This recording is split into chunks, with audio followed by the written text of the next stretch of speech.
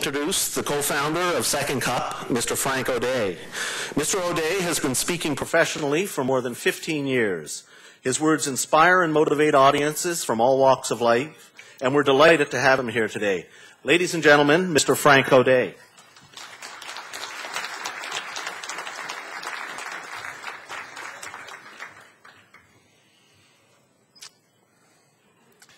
+30 years ago, I found myself standing at the corner of Shooter and Jarvis Street.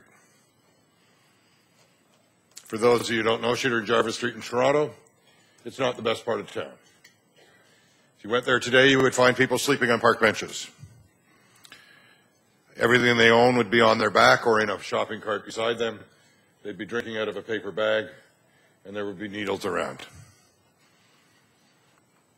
It is a very dirty, lonely, and sometimes violent existence. I know that because I was one of them. A day in my life was made up of going over to Yonge Street, panhandling for nickels and dimes.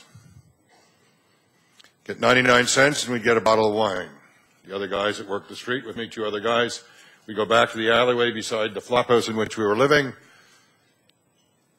and we drink the wine, and the conversation went something like this.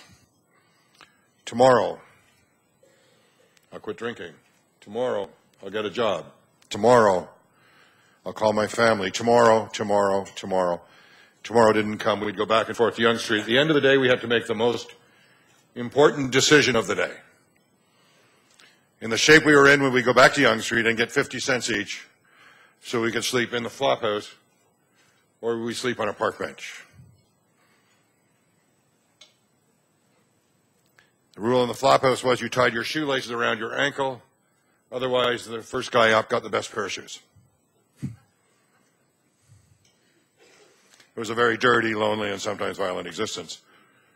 Compare that, if you will, to 2 or 3 years ago standing on the red carpet at Rideau Hall, surrounded by my family and friends, and other recipients' family and friends, and the Governor General awarding the Order of Canada. And fast forward to today here in this wonderful facility here in Richmond, addressing the leaders of the nonprofit housing and affordable housing community in this province and the 5 regions across the country. How do you go from Skid Row in Toronto to this event here today? Seems to me like an impossible journey. When I reflect on it, 3 words come to mind. 3 words that each of you here in this room and across the country will know well.